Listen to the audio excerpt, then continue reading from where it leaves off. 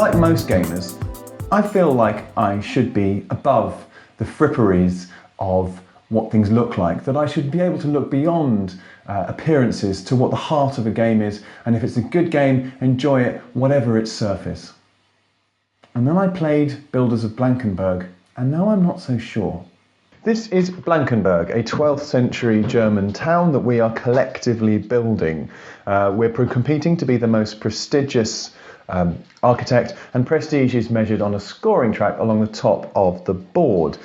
We build buildings which then give us income in kind of the following way, just broadly. First player has the keys to the town and chooses in a 4-player game, and I'm going to give you rules only for a 4-player game, give 3 things to go into the auction. There is some existing stuff there from previous turns because we're about halfway through the game at this point. But once you have your resources ready for bidding, you're not quite finished because you've still got to roll some dice to get some extra resources. And this is a pleasing bit of randomness and quite a satisfying bit because actually the supply of resources can be quite tight in this game. So I rolled 2 glass and a marble. So I had 2 glass and 1 marble to the wheel. Then everyone will bid some of their money. Let's say this person isn't that bothered, this person really wants something. A blind bid, although obviously it's open because I'm just illustrating. And then the highest bidder will then choose first from what is available. So this person particularly wants stone, we'll take the stone. And then you go around, everyone else's bid too. So you will get the wood,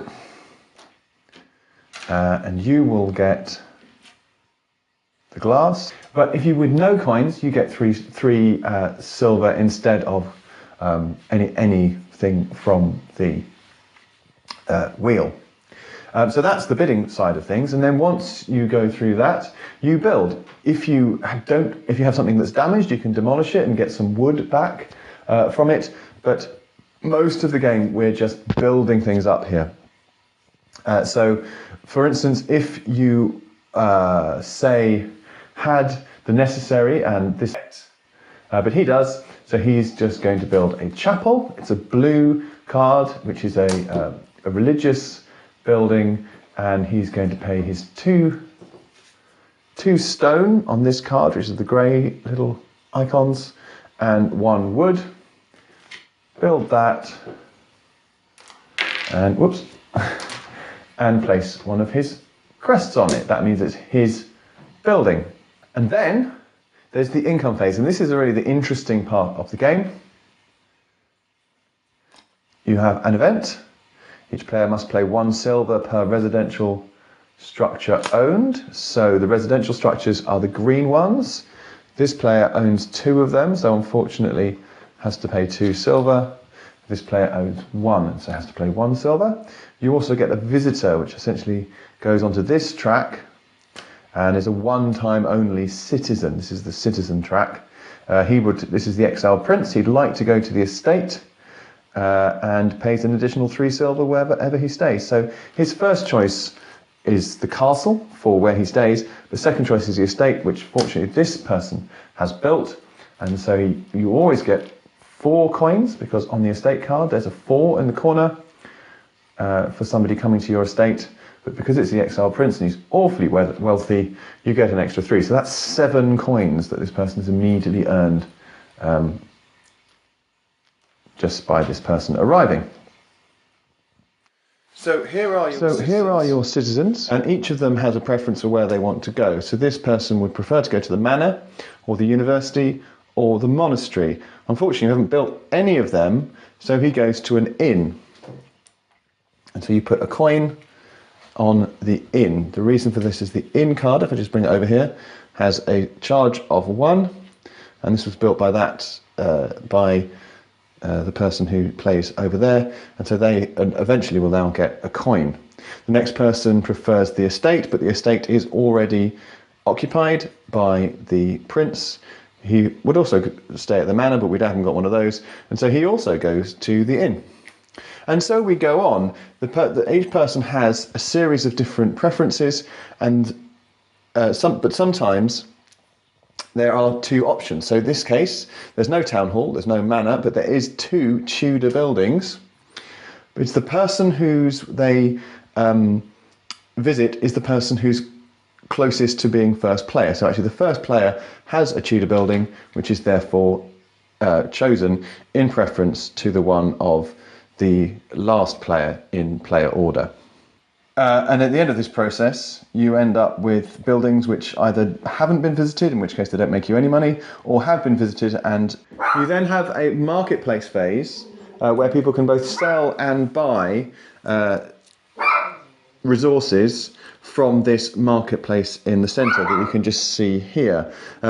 Selling is not particularly lucrative. You can sell anything for 1 silver, or you can buy anything for 2.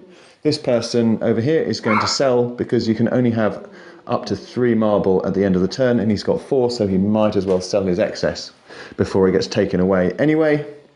This person thinks, oh, okay, I quite fancy some glass, so I will pay 2 silver for it. Then you go around and you can buy a second resource for 3 silver, so even less good value, and that is the end of that phase. Finally, the market is restocked up to 1 of these. There's already 2 of all of these rarer resources, such as glass, marble, and iron, or 2 of the common resources, which are stone and wood. The first player marker passes, and if the new citizen has been somebody with one of these icons in the bottom, you get a gold coin onto the bidding wheel, which you will can additionally earn, which is essentially a wild resource and also scores you prestige at the end of the game. At the end of the game, which finishes when there is no more space left either in the town or on the citizen track, the most prestigious builder wins. Prestige will have been built up over the game by building buildings, and I forgot to add prestige earlier when I added the chapel, but I now have. But it also is added at the end for majority, having the most buildings in a particular part of the town. So the orange parts is residential, the green parts is commercial, the civic buildings are red, and the blue buildings are religious. And also for having gold coins left, having resources left, and conversely, if you have damaged buildings at the end of the game, you will lose prestige points. So I like this game. I like playing it. I like the feeling of building something. When I first played it, my wife, who was out of the room, said, how is this different from Settlers of Catan? And the kind of familiarity of, well, trading for wood and stone, and I know there's no stone in Settlers, but you know what I mean. That kind of building and medieval setting is very reminiscent.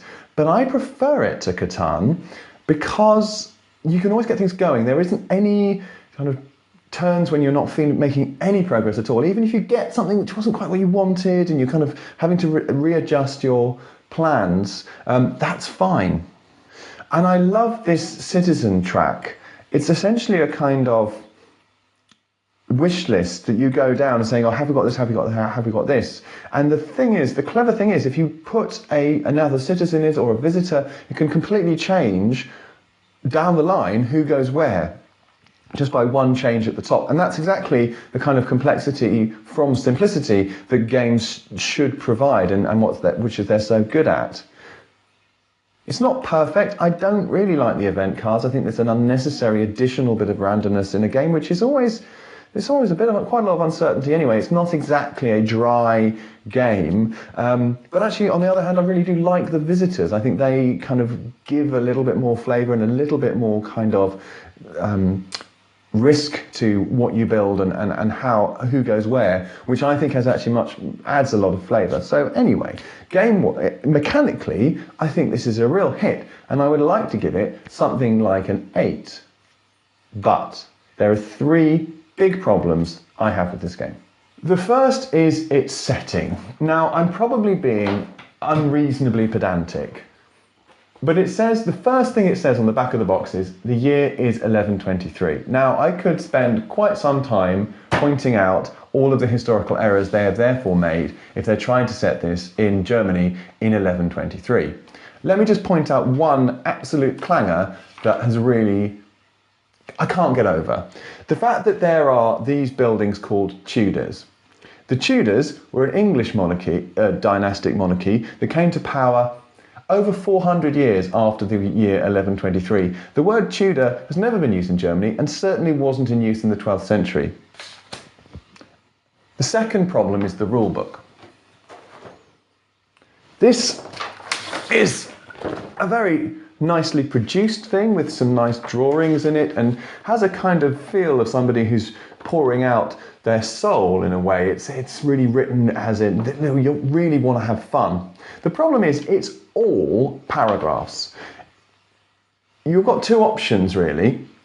You can either absorb every single detail of this text and then try and play the game, or you can do what I did and download a player aid. It's not included in the game, but some kind soul and Board Game Geek has produced one.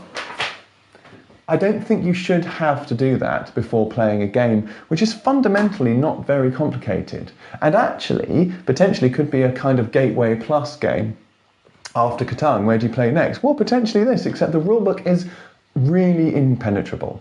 And the third and most, I think, pressing problem with this game is, I'm afraid, the art style. The art is all over the place in this game. So some of it I love. Look at the player screen. I love this kind of slightly cartoony drawn art style. It's really evocative. It's kind of original.